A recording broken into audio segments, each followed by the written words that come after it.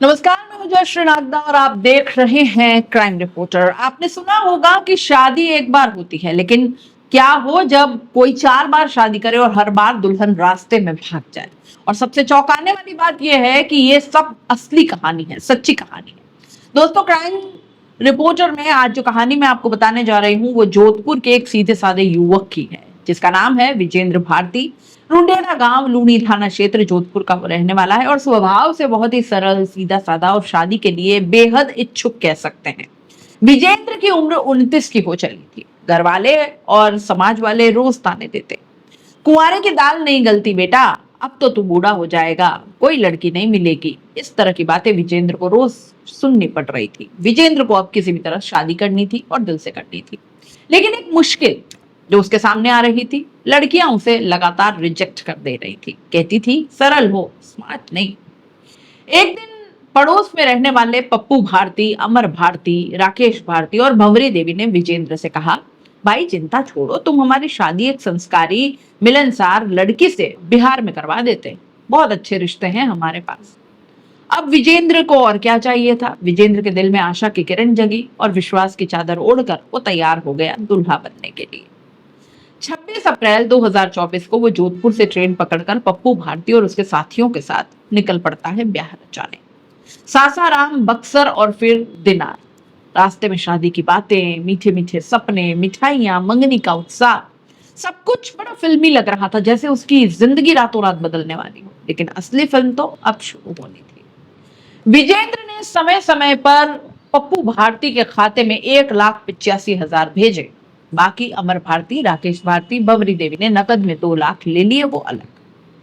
कुल मिलाकर विजेंद्र की जेब अब खाली हो चली थी, लेकिन उम्मीद उसे पूरी थी कि उसका घर बस जाएगा। शादी हुई भी, मंगल गीत बजे, तस्वीरें भी खींची गई, बहुत अच्छा आयोजन और बहुत शानदार माहौल। विजेंद्र को लगा कि अब अकेलापन खत्म हो जाएगा। लेकिन जैसे ही उसने बस पकड़ी दुल्हन के साथ, बस से उतरते ही दुल्हन भाग गई। भाई साहब, मैं वॉशरूम जा रही हूँ, और फिर वो कभी लौटी ही नहीं। दूसरी शादी, विजेंद्र इस पहली शादी से काफी परेशान हो गया। अब उसको दिलासा देने के लिए पप्पू भारती वहां आया और पप्पू ने कहा, दूल्हा भाई घबराओ मत, एक और लड़की है अपने पास, क्या हो गया, एक भाग गई, चलो दूसरी के पास। अब दूसरे दिन दूसरी शादी होती है। इस बार ट्रेन से जोधपुर निकल पड़े, लेकिन ट्रेन की अगली स्टेशन पर दुल्हन फिर से गायब हो गई, जैसे टिकट चेकिंग से पहले टीटी गायब हो जाता है। तीसरी शादी किसी तरीके से उसको समझा बुझाकर तीसरी शादी के लिए तैयार किया जाता है। और फिर तीसरी बार जो उसे सुनने को मिलता है, तीसरी शादी करवाई गई। और इस बार तो शादी के बाद जो उसकी दुल्हन थी उसने कहा कि मैं अपने मायके को नहीं छोड़ सकती, मैं तो ससुराल नहीं जा रही।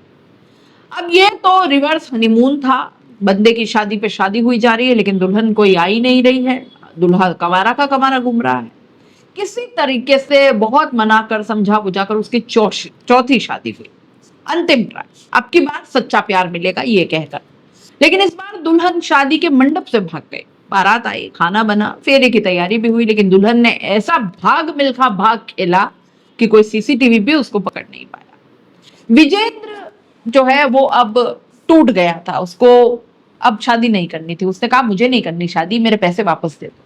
वो बहुत परेशान हो गया। 4 बार शादी करने के बाद चारों दुल्हन उसको छोड़कर चली गई, चौथी आई नहीं साथ।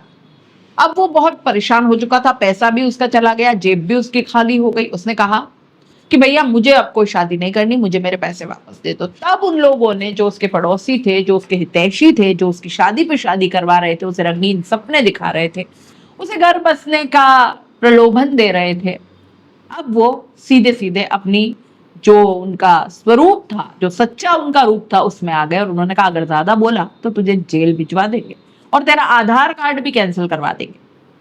अब डर के मारे बेचारा भूखा प्यासा लुटा पिटा विजेंद्र फिर से जोधपुर आया। 23 मई 2024 को आखिरी बार आरोपियों ने बात की।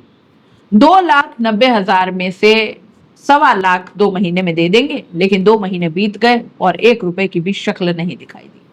हार कर विजेंद्र ने कोर्ट में परिवाद दायर किया। चारों आरोपियों के खिलाफ केस दर्ज हुआ। पप्पू भारती, अमर भारती, राकेश भारती और भंवरी देवी। लूणी थाने की पुलिस इस अनोखे केस की जांच में जुटी है दोस्तों। थानाधिकारी दिनेश पाटीदार ने बताया कि शादी के नाम पर ठगी के इस केस में हम गहराई से जांच कर रहे हैं, लेकिन सवाल अभी बाकी है। 4 शादियां, 4 धोखे, 4 बार ठगी और एक अकेला दूल्हा। पैसे भी गए, इज्जत भी गई, भरोसा भी गया। अब सवाल यहाँ यह है कि क्या प्यार की तलाश में ठगे गए विजेंद्र को न्याय मिलेगा? क्या ऐसे फर्जी शादी माफियाओं पर कोई कड़ा कानून बन पाएगा? और क्या आप भी कभी ऐसे झांसे में पड़ सकते हैं? तो फिर ये कहानी मेरी याद रखिएगा और सावधान रहिएगा। दोस्तों, इस कहानी में हमें हंसी भी आती है, गुस्सा भी आता है। एक आम आदमी जब शादी जैसे पवित्र रिश्ते के नाम पर ठगा जाता है तो समाज के चेहरे पर कालिक पुत जाती है। ऐसे गैंग के खिलाफ आवाज उठाना जरूरी है ताकि फिर कोई विजेंद्र न बने। अगर आपको ये वीडियो पसंद आया हो तो शेयर जरूर करें, सब्सक्राइब करें और बताएं कि क्या आपने कभी इस तरह की कोई कहानी या कोई ऐसा झांसा देखा या सुना है? कमेंट बॉक्स में जरूर बताइएगा। जाते जाते चैनल को लाइक, शेयर और सब्सक्राइब जरूर कर दीजिएगा। नमस्कार।